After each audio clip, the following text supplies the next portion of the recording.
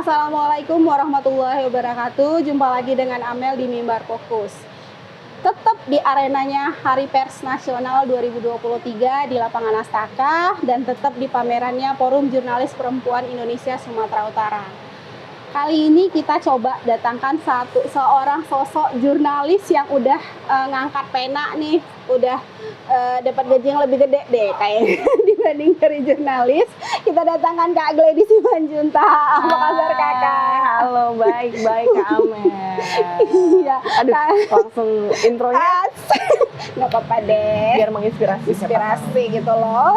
Okay. Jadi Kak Gladys ini sekarang merupakan Public Relation West Sumatera dari West Area yeah. dari Indosat Urido Hutchinson. Yeah. Oke, Kak Glad, yeah, bisa kasih tahu nih gimana nih Kak? Kakak dulu di mana ya? Di Metro TV. Itu tahun berapa? 2007.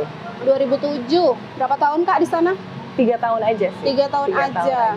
Gimana tuh Kak jadi wartawan? Iya. Kenapa Kakak jadi beralih? Jadi nggak nulis lagi ya? Jadi tetap nulis ya sebenarnya Kak ya? Tetap nulis. Kenapa, cuman Kak? Beda aja. Nah, dulu di Metro TV itu kan saya dikirim ke Medan ya. Sebenarnya kan saya Metro TV Jakarta.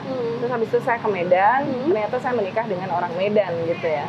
Nah, ketika saya menikah dengan orang Medan, berarti saya harus stay di Medan gitu. Sedangkan saat itu saya merasa opportunity yang paling besar itu kalau kita di Jakarta gitu, untuk bisa naik karir, bisa lebih banyak pengalaman, bisa dikirim ke berbagai daerah. Kalau saat itu saya stay hanya di Medan, paling saya Aceh, Padang, Pekanbaru gitu. Jadi menurut saya I need more gitu. Nah, biasalah anak muda ya kan, merasa masih muda, umur 25-26. Akhirnya saya putuskan kayaknya saya nggak bisa lama kalau saya terus ditempatkan di Medan. Walaupun ada opportunity ke Jakarta, tapi saat itu saya sudah bangun keluarga di Medan. Ya udah, saya berpikir oke, apa profesi yang mungkin saya tetap bisa di komunikasi, karena basicnya saya adalah komunikasi di Universitas Padjadjaran. Jadi saya pikir komunikasi itu selain broadcasting, bisa public relations, bisa jurnalis, bisa macam-macam gitu ya. Untungnya kalau kita di bidang komunikasi itu. Jadi saat itu saya berpikir kayaknya saya harus lari ke corporate deh gitu. Di corporate kan pasti butuh markom, korkom, PR gitu ya. Yang apalagi punya link banyak dengan wartawan kayaknya, dengan para reporter ya. Betul, teman-teman yang dulu nongkrong bareng sekarang bisa jadi berpartner. Pasti kan feel-nya beda ya.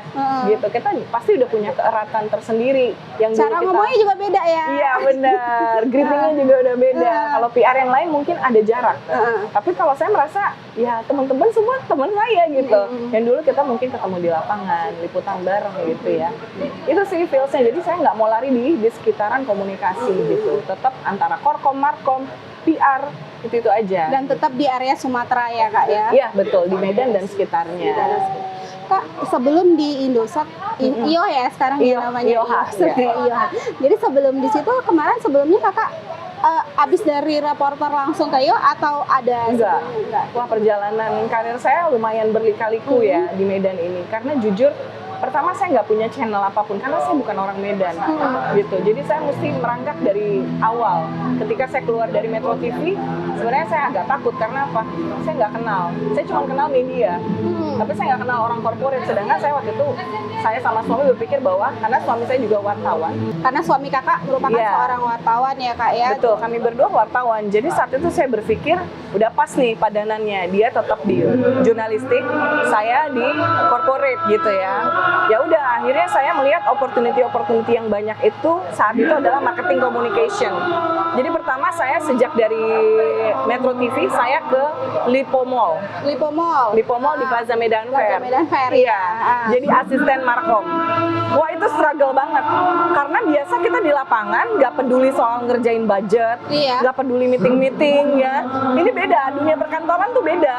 Dunia perkantoran nggak sebebas kita sebagai jurnalis ya Kak. Benar. Jurnalis males, udah kabur gitu ya. Benar. Jadi ya tiba-tiba terkungkung, kita yang biasanya kayak burung bebas, jadi tiba-tiba terkungkung. Itu gimana tuh perasaan? Iya, makanya tadi itu struggle banget. Perpindahan mental, perpindahan psikologisnya dari yang bebas nggak ada jam kerja, bisa dari subuh kerja atau bisa sampai tengah malam kerja live gitu ya. Tiba-tiba ini keuntungannya kita rapi jamnya, jam 9 sampai jam 5, jam 9 sampai jam 5. Tapi terlalu banyak birokrasi. Saat itu saya ngerasa oh iya ya, corporate ini banyak ininya, birokrasinya. Dan Kayak kita pemerintahan juga berarti. Iya, ada atasan kita punya atasan, dan kita belum lagi pairing yang seangkatan, selevel. Yang paling saya rasakan adalah bedanya koordinasi. Koordinasi itu waktu kita di lapangan beda dengan koordinasi di kantor. Di kantor itu harus by email. Iya. Sedangkan di lapangan jarang ya by email ya. Iya. Telepon Sana sini. telepon sana sini. Kadang kalau lagi malas sudah telepon. Telepon aja, habis itu udah di Metro TV atau di media itu sebenarnya lebih banyak shortcut gitu. Iya. Kalau di corporate nggak bisa. Jadi kita harus ngikutin, harus report ke ini, report ke ini. Awal-awal ya struggling, tapi lama-lama kita bisa beradaptasi. Kita bisa beradaptasi. Jadi saya jadi merasa lebih kaya di lapangan. Kalau diceburin ke lapangan saya bisa, diceburin ke corporate saya juga bisa gitu. Udah terlatih jadinya badannya. Ya. Dan sekarang kakak di IO. Iya. Di IO sendiri gimana nih kak? Wah seru banget. Karena Indosat ini tuh baru merger ya, bareng AM3 dengan Tri. Jadi merger ini buat Indosat Urido Haciso makin gede. Semakin besarnya organisasi di perusahaan, semakin banyak yang dibutuhkan. Nah, salah satunya adalah posisi saya sekarang sebagai public relation West Area. Dulu ini posisinya belum ada. Jadi saya nggak punya orang yang bisa saya ajak ngobrol sebelumnya misalkan. Karena di posisi baru. Jadi trial and error-nya juga ada. Itu udah 2 tahun ya kak ya? 1 tahun ya baru? Iya, baru 1 mau masuk tahun baru mau masuk pertama. tahun. Iya, ini baru masuk tahun saya pertama. Jadi benar-benar kita masih kayak ini gimana nih, larinya kemana nih gitu. Karena saya nggak punya orang sebelumnya yang bisa saya tanya. Atasan kita juga di Jakarta juga masih membaca pergerakan dan pemetaan public relation. Karena beberapa kompetitor kita udah lebih dulu punya perwakilan public relation. Dan perkembangannya gimana hingga saat ini kan sudah di tahun 2022 1 tahun merger ya? Wah. Ya itu gimana? Keren banget sih, karena apa? Karena kita udah jadi telco nomor 2 di Indonesia. Telco Baru nomor 2. merger langsung nomor 2. Iya, karena kan semakin banyak pelanggannya gitu. Pelanggannya bisa menikmati 2 brand langsung. AM3 sama Tri, misalkan telepon langsung udah gratis sekarang gitu. Jadi makin besar, makin banyak benefit. Nah, saya juga sebagai public relation di kedua brand, karena kan saya megang korporasinya ya. Jadi saya nggak di AM3, saya nggak di Tri. Itu seru. Karena apa? Karena teman-teman media tuh sama excitingnya dengan kita melihat perkembangan Indosat. Nah, dibandingkan telco yang lain, Indosat nih lagi yang banyak agenda gitu, kerjasama sama ini. Karena pengen organisasinya bisa lebih berkembang. Iya. Gitu. Oke kak. Kak, kayaknya sudah crowded ya kak? Iya ya.